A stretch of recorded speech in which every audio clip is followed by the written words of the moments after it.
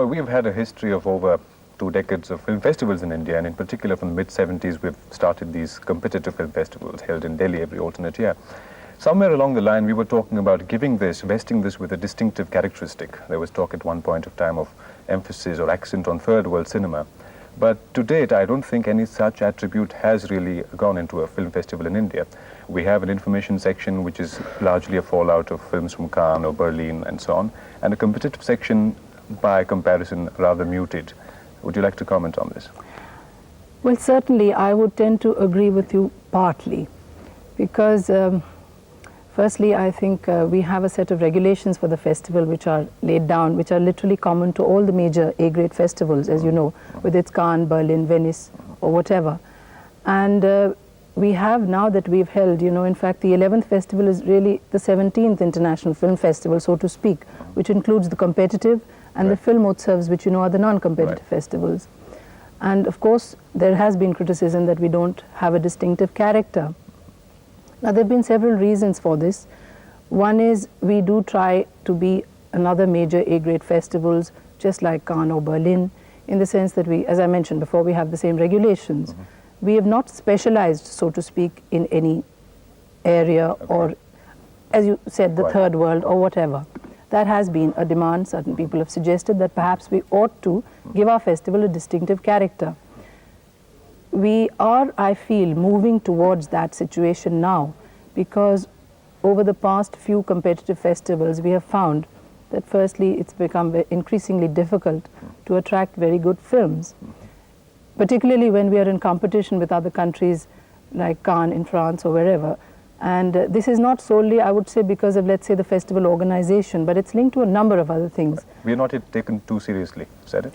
No, we are taken seriously, but you see, if a filmmaker takes us seriously, like say a film director, he's the most important person as far as a festival organization is concerned. But the films are controlled by producers. And they're not willing to send their films to a country where they feel that there is no possibility of sale, number one. And number two, they feel that the international media is not represented in sufficient numbers, so they don't even get the second fallout, which would be international publicity. So because of this, we have had a problem of attracting the best films in competition. Certainly, I feel it's time that we take a look and reconsider, and I would personally favor that we move towards a kind of specialized, distinctive character. In this festival, as you know, we have a very strong Asia focus. And in my view, I would say that this should become a permanent part of the festival, and perhaps the festival in New Delhi should become the focal point for attracting the best in Asian cinema, which in turn I'm sure would attract to the rest of the world that come to Delhi if you want to see the best in Asian cinema. Some of the vagaries you mentioned, I think, were reflected in this festival. We don't have the American films, for example, participating, apparently because of a producer's boycott or whatever. In fact, there was the other shadow looming large over the festival at one point of time of a boycott by the Bombay industry. But apparently you've neutralized that, and some people tend to think you've done that by including 2 of them in the jury. Well, no, I wouldn't say. To the first part, the American boycott, there has been a problem, certainly, but it's got nothing to do with the festival. If you know, they're not boycotting the festival per se. And about whether the inclusion of B.R. Chopra and Urmila into the jury was a conscious bid to win over the Bombay industry? No, it wasn't a conscious bid to win over the Bombay industry. That decision, as far as the fact that we would have Mr. Chopra on the jury, was taken even before the boycott was announced. So that had nothing to do with it. But as you know, the boycott had nothing to do with the festival either. It was their way of registering a sort of protest against the policies of the Maharashtra government vis-a-vis the industry. And of course, I am personally very happy that the Godbole committee report has been accepted by the industry, and they have formally indicated to me that they will all be participating. Quite. And now about Delhi as the venue of these competitive festivals. Delhi, as I know it, has no film base as such. So there is a fear that the bureaucracy tends to appropriate the festivals which are held in Delhi. Not really filmmakers or film technicians are seeing the films. There are other babus seeing the films. Would you like to comment on that? Well, our film industry is, I would say, divided into 3 regions broadly. The Western region, the Hindi cinema basically, the Southern region, and the east, which is Calcutta, Bengal, Assam, etc.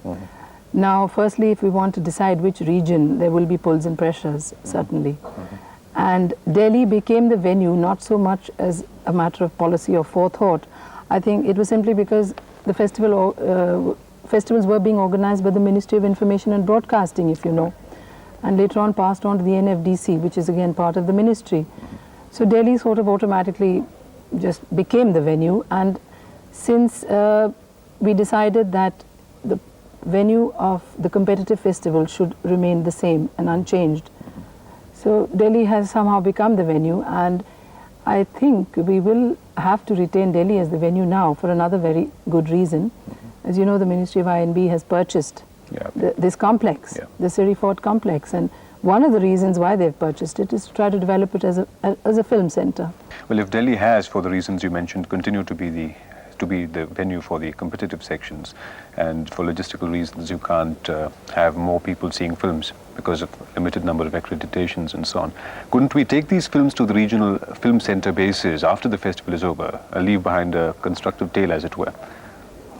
Well, I would love to do that, really, but we are restricted by the international regulations which govern all festivals. I see. You see, there's as you know, the festivals are accredited to the Federation of International Film Producers Association, which gives us the dates, in fact approves the rules, and as per those rules, you have to have the festival in a particular venue, specify the theatre, and not more than 3 public screenings are permitted. And then we have to return the films within a specified period of time. So much as I would love to, and I think really I wish we could, I'm afraid it's not possible. Well, Urmila, before we let you go, just one last question. One has been hearing about this poster, which variously described as erotic, inappropriate, etc., and finally you settled for something more discreet. Can you tell us a little more about this? The logo poster I'm talking about. Yes. Well, I must tell you that usually a graphic artist has been asked to design our previous posters. I thought I'd make a departure this time and, well, turn by turn request well-known film artists to make our posters.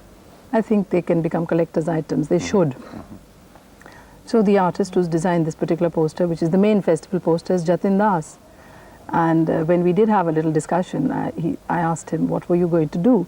And he thought that he'd show, through whatever artistic form, the development of the art, right from, you know, the previous stone sculptures and things, and he thought he'd show a photograph to symbolize cinema, you know, modern. Now he has, we all know, a habit of making very beautiful figures, so I said, please clothe them decently. I don't want to be hauled up for obscenity. Right. So he has put enough clothes on them, and I think anyone can react to a work of art any way they please. It's purely subjective reaction. Yeah, so I leave the viewers to judge. Quite. And I suppose censorship is not exclusive to cinema. It can apply to posters too. Thanks, Urmila. Thank you very much. Okay, thank you, Shashi.